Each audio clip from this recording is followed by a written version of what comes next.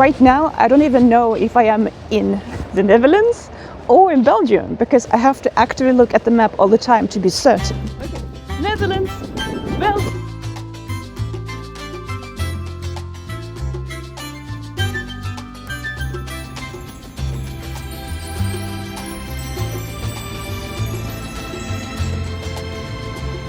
Now I heard a tower playing in Belgium, and it played so loud I could hear it in the Netherlands. Most of the 30 enclaves are from 1198, which means a lot of anecdotes and literally unique solutions. For example, this building has 2 entrances, one on the Dutch side, one on the Belgian side, and the Belgian apartments are located above the Dutch. I suppose the dialogue goes like this. Honey, let's buy a house together. Do you want a house with 2 numbers and in 2 countries at the same time? I'm happy to learn there is a museum here as well. Thank you so much.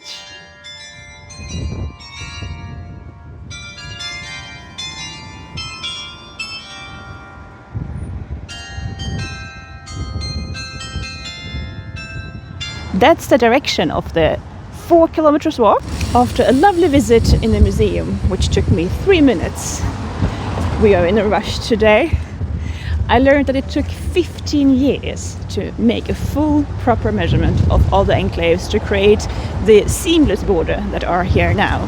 So the measurement ended finally in 1995. In total, there are 63 enclaves in the world. Some of the borders of the enclaves here run through a tennis court, a cafe, somebody's garden, somebody's backyard, a shop, a barn. Formally speaking, the 22 Belgian enclaves start with the letter H, followed by a number, and the 8 Dutch enclaves start with the letter N, followed by a number.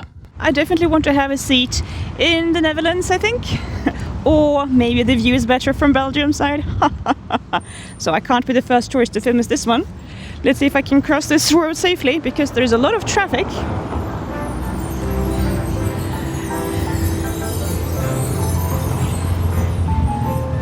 Look at these cars crossing international borders smoothly and safely. Okay, let's cross the border together. Da, da, da, da, da. Okay, and then there is a sharp turn. So let's quickly... Is there time? There is time, yes. Okay. Border, border, border, border, border. And then turning again. And haha, I'm in 2 countries at once. And look at that.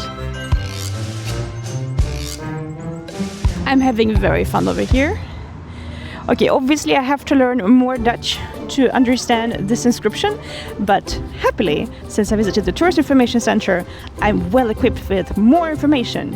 I just got an important business email and I was about to sign, well, greetings from Belgium, because I'm actually on the Belgian side. The many borders made me think that this border also marked an enclave, but that was just a parking line. Fun story. It's really cold here in Belgium. It's windy.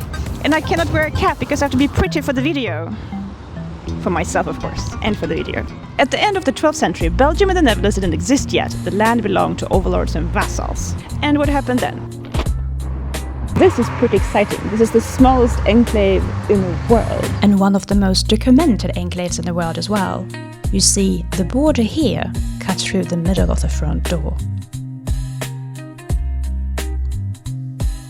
When it is difficult to know where you live, a front door rule is in force, meaning the location of a front door of a property is the base for the decision of the home country for the residents of the house and which country shall be supplying the electricity, water, television and telephone.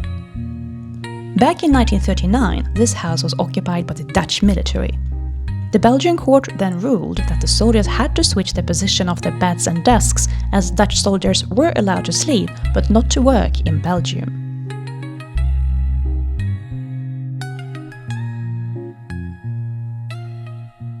After having spent about 40 minutes in the city, I now actually can tell by looking at the different numbers where I am. Look, it's very clear. I don't have to look on the map. I found another plate. I'll show you. There you go. So for sure, I'm in Belgium. Look what I found! Oh my god, I love that art. And I was just told that have a look at the plates of the cars. The yellow ones are from the Netherlands. This is pretty. Pretty, pretty, pretty. 1198, the most important year of the story of this place. Gottfried II of Schotten feels threatened and asks Duke Hendrik I of Brabant for protection. Gottfried donates part of this property to the Duke of Brabant, the parts that are already cultivated and thus paying taxes. The Duke kept to himself. These lands were in and around Baarle and therefore the basis of these enclaves. Another very relevant question. Which border do you go to have your letter posted? And which will be the fastest? I found something! So if you want to celebrate, then get your fireworks from the Belgian side, because in the Netherlands, fireworks can only be purchased in the run-up to the New Year's. So when I was visiting, locals had queued for these fireworks for 3 hours. They were actually long queues, and they were so happy, got many boxes and said that this area has a lovely New Year's evening that they recommend over London and other famous places. Another not very funny joke. I just saw a signpost with 3 stamps. Since there are 3 feudal lords that might give the name to the place, then you must have 3 stamps to have them sent. Have a look. You get the joke, right?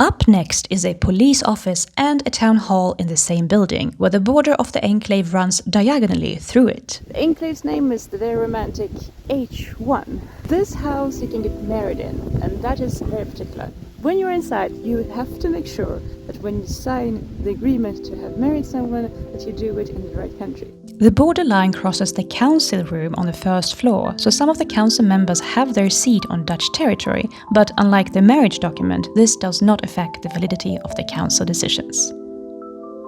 Fietsbad, what a lovely name of an enclave. Now I am inside the cultural center. In this building there's also a library. I think I have to ask if they have very local authors from the different enclaves. And look behind me. Ta-da! Turns out there is no local author from neither enclave and no book about the daily life of crossing borders here. But there is a book listing local words. Bol, I'm trying to pronounce it right, is how the locals refer to this very area themselves. Also I learned there is a policy that half of the library staff should be Dutch and the other half Belgian. And there should be another borderline running through the library which has not been marked just yet, roughly explained, from left to the right in the middle of this video. So that might change to the time when you come to visit.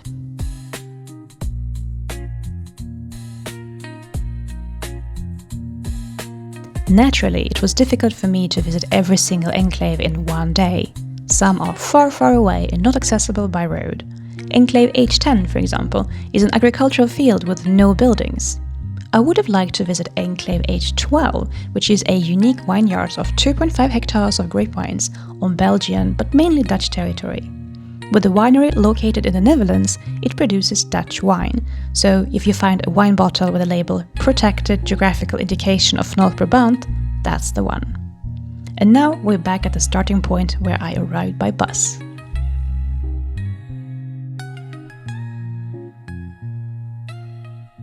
This also means that I completed the tourist route of 4 kilometers, and at the end I entered the most touristic place possible. I actually ordered French fries in a cafe called The Tourist. And French fries, by the way, are of Belgian origin.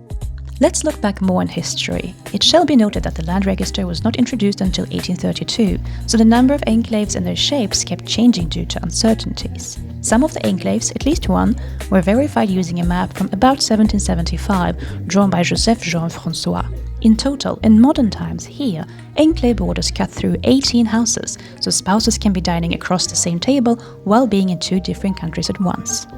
Excitingly, there are 7 counter-enclaves here, so enclaves that are inside of enclaves.